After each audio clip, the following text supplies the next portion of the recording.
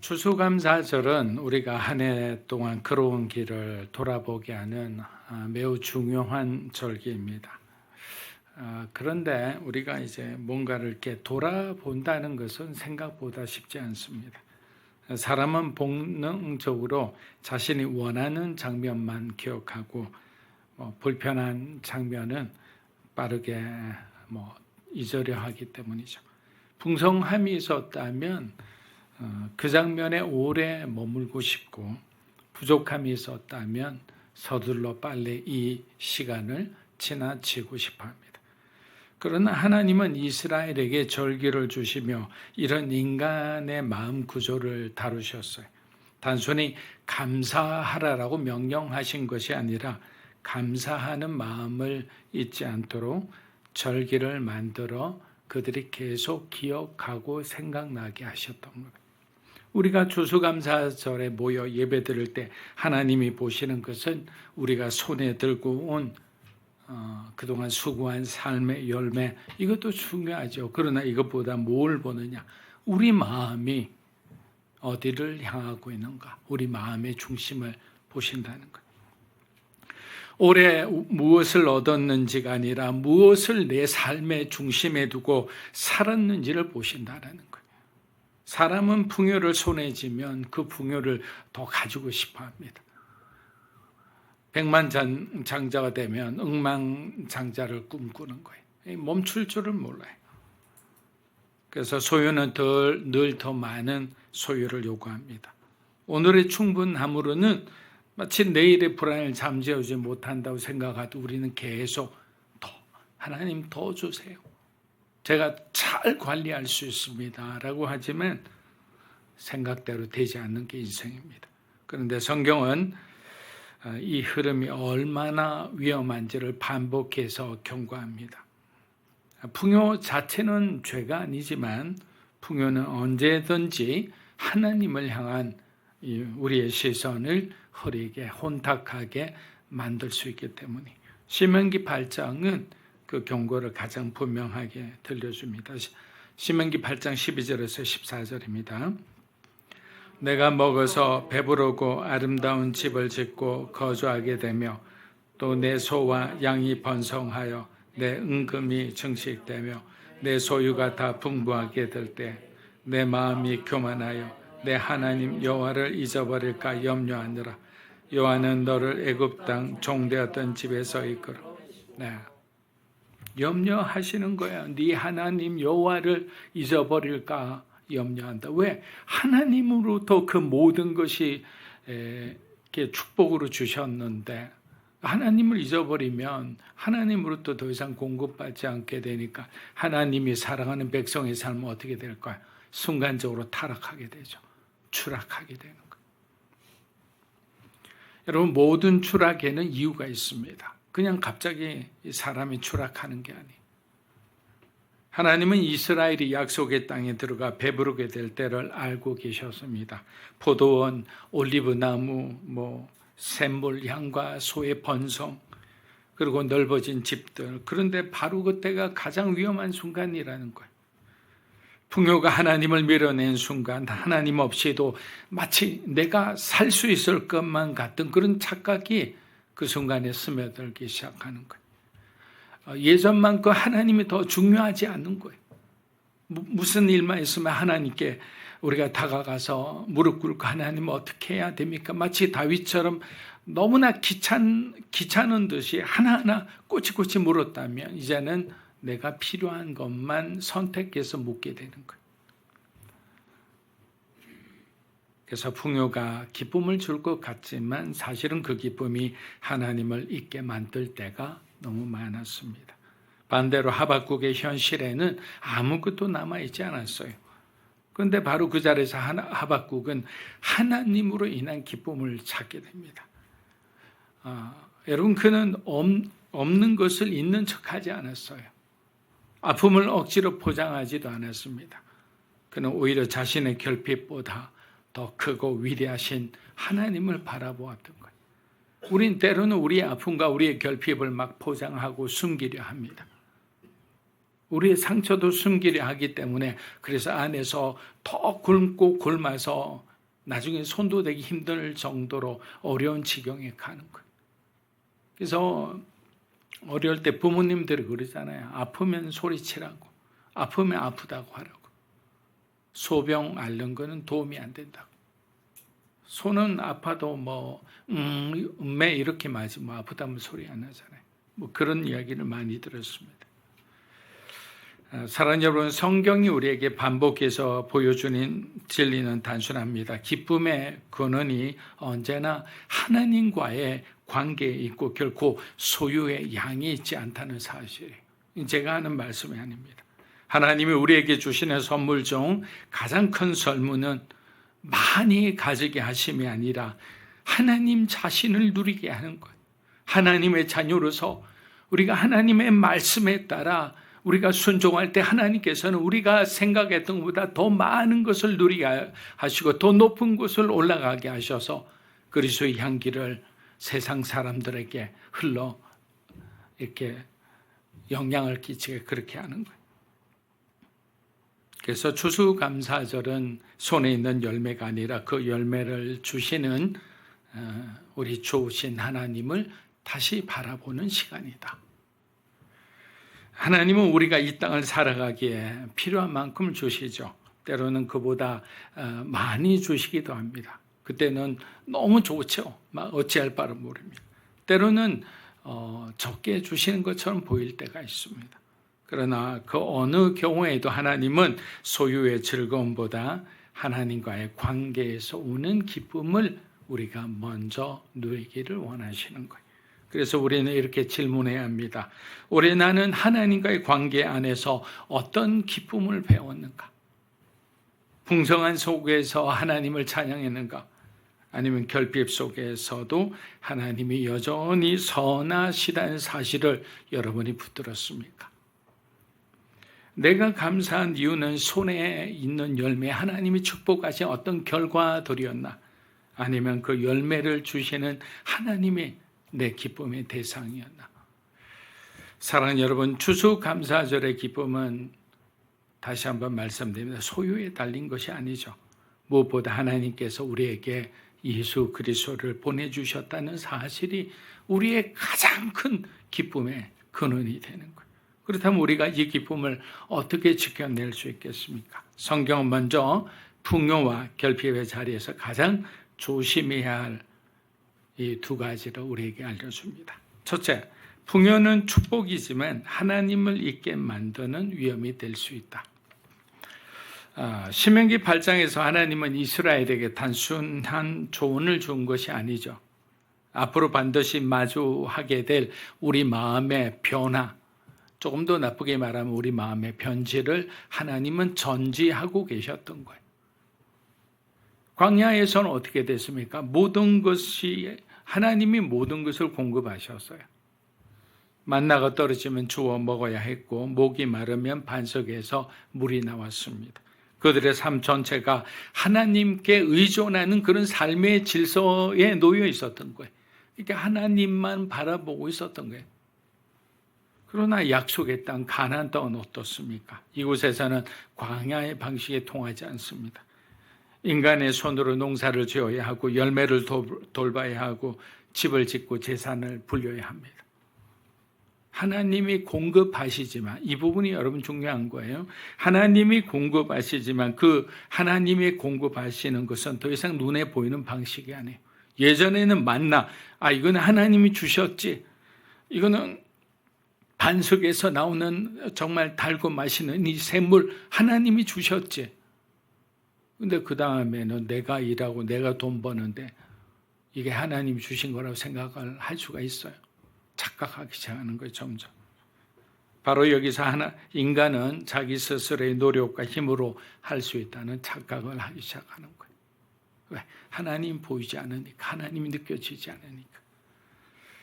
하나님은 풍요의 문턱에서 벌어질 이스라엘 백성들의 영적인 타락, 물질적인 타락을 이미 알고 계셨던 겁니다. 신명기 8장 12절 13절 제가 요약한 부분인데 이 부분 다시 한번 읽어보겠습니다. 내가 먹어서 배부르고 아름다운 집을 짓고 거주하게 되면 내 소유가 다 풍부할 때 내 마음이 교만하여 내 하나님 여호와를. 여러분, 여기서 교만하다는 히브리어 단어인 투움은 자만심만을 의미하는 것이 아니에요. 마음이 스스로 자기를 들어 올리는 그런 상태.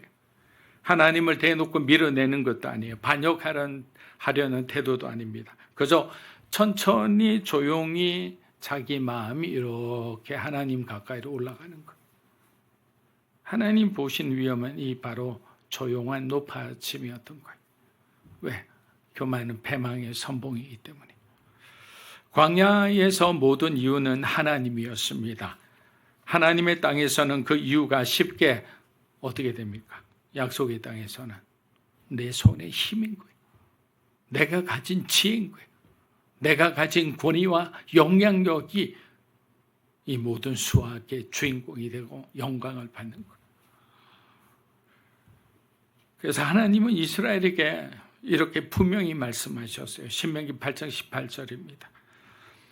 내 하나님 여호와를 기억하라. 그가 내게 점을 얻을 능력을 주. 이같이 하시면 내 조상들에게 맹세하신 언약을 오늘과 같이. 뭐라고 하셨죠? 내 하나님 여호와를 기억하라. 그가 내게 재물 얻을 능력을 주셨다라고 하는 거예요.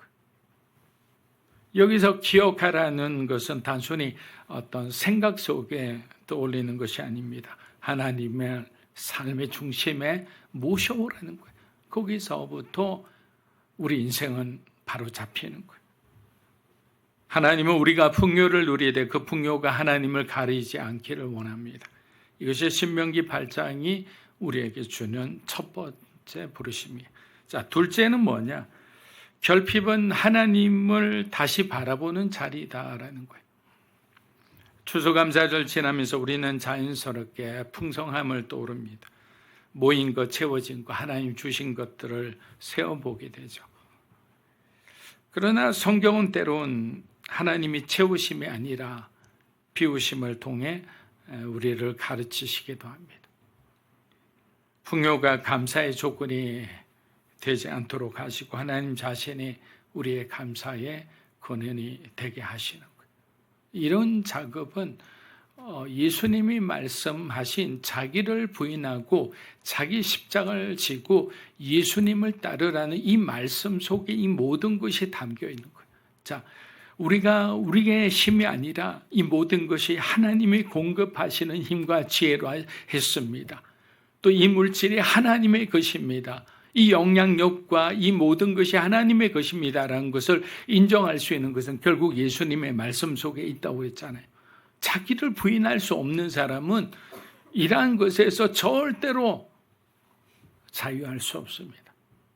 그래서 예수님은 우리에게 우리가 가야 할 길, 우리가 진정으로 자유할 수 있는 길, 우리가 축복을 받으면서도 안전할 수 있는 길을 다 가르쳐 주신 거예요.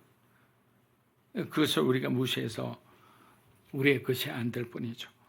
자, 하박국이 선 자리도 그랬죠. 그의 눈앞에는 감사할 근거가 하나도 없었습니다. 무화과 나무는 열매를 맺지 않았고 포도나무에는 소출이 없었습니다. 감람나무는 메말랐고 밭에서는 얻을 것이 없었어요. 하박국은 그러나 이 결핍을 그냥 외면하지 않았잖아요. 대부분 힘들면 어떻게 합니까?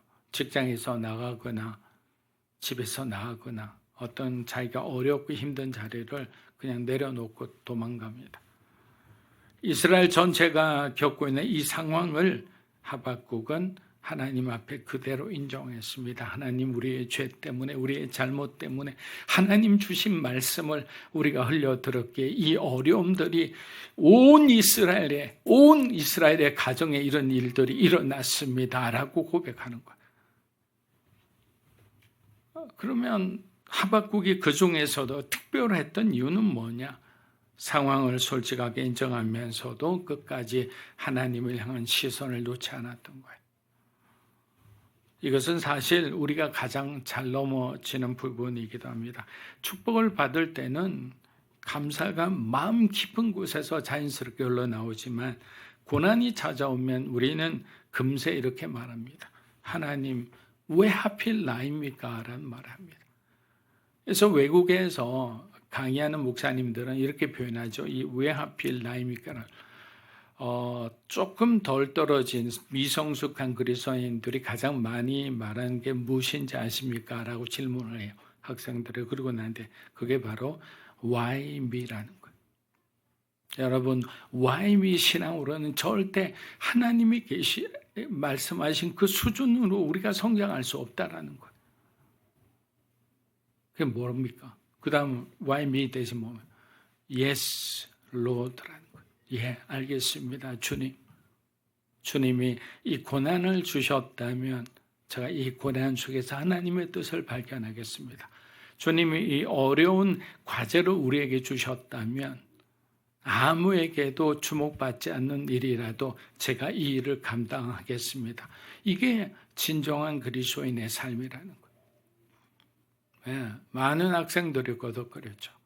아, 그렇구나. 내가 정말 말버릇처럼 why me라는 왜 하필 나입니까라는 것을 반복하며 살았구나라는 걸 생각하는 거예요. 감사가 없다는 말이죠. 내게 잘해 주시면 나는 thank you Lord가 되고, 내게 잘 안 해주시고 그렇게 기도해도 하나님이 문을 열어주시지 않으면 왜 하필 나입니까? 왜 하필 우리 집입니까? 왜 하필 우리 자녀입니까? 이렇게 되는 거예요. 이 신앙은 너무나 낮은 단계의 신앙이라는 거예요. 그래서 하박국은 보면 어떻게 됩니까? 1장과 2장에서 하나님께 따지고 묻고 난리가 났어요. 근데 그 긴 시름 끝에 마지막 3장에서 마침내 이렇게 고백하는 거예요. 3장 18절입니다. 다 함께 읽습니다. 나는 여호와를 말미암아 즐거워하며 나의 구원의 하나님으로 말미암아 씨름하고 따지고 묻고 혼자 그 외로운 가운데 기다리는 모든 시간 속에 하박국 선지자가 고백한 것은 하나님으로 말미암아 나는 기뻐하겠습니다. 하나님께서 나를 지켜봐 주시고 이 어려운 가운데도 하나님이 함께 하신다면 내가 이 어려운 가운데서도 능력히 이기리라 믿고 인내하겠습니다. 이렇게 말씀하는 거예요. 여러분, 이 말은 체념이 아니죠. 포기도 아닙니다. 하나님을 다시 바라본 사람이 드리는 가장 깊은 순종의 고백인 거예요. 수세감사절의 하박국은 우리에게 이렇게 말하는 듯합니다. 기쁨의 근거를 내 손에 남아있는 것으로 삼지 말라. 그것은 이따 없어지는 거야. 기쁨의 근거는 하나님이 여전히 너의 하나님이라는 바로 그 사실이라는 거예요. 하나님이 우리 하나님이라는 사실은 변하지 않잖아요. 우리의 삶의 환경, 가족의 환경, 자녀들의 환경, 어떤 재정의 환경 다 변할 수 있고, 그런데 그 중에서 유일하게 변하지 않는 것은 하나님이 나의 하나님이라는 사실이에요. 오늘 마지막 찬양이 얼마나 은혜롭습니까? 저는 그 은혜가 여러분의 삶에 날마다 실제가 되기를 축복합니다. 자, 마무리하겠습니다. 사랑하는 여러분, 결국 우리의 감사는 소유가 아니라 하나님이 우리와 함께 하셨다는 사실에서 나옵니다. 그리고 그 사실을 가장 분명히 보여주신 분이 바로 누구십니까? 예수님이죠. 예수님은 우리에게 많은 것을 약속하시기 전에 먼저 자기 자신을 내어주신 분이에요. 우리를 풍요롭게만 하려 오신 것이 아니라 우리가 하나님과 다시 연결되도록 바로 예수님이 오신 거예요. 화목하기 위해서. 십자가에서 주님은 우리의 부족과 결핍을 다 짊어지셨어요. 우리가 흔들릴 때 붙잡을 수 있는 하나님의 사랑을 예수님은 십자가에서 우리에게 똑똑히 보여주신 거예요. 그래서 추수감사절의 중심도 바로 여기에 있습니다. 올해 우리가 무엇을 얻었는지가 아니라 예수님이 우리에게 얼마나 가까이 오셨는가, 그를 기억하는 거죠. 이제 우리의 감사가 내일의 형편에 달려있는 것이 아니라 오늘도 우리 곁에 계신 주님께 있게 되기를 축복합니다.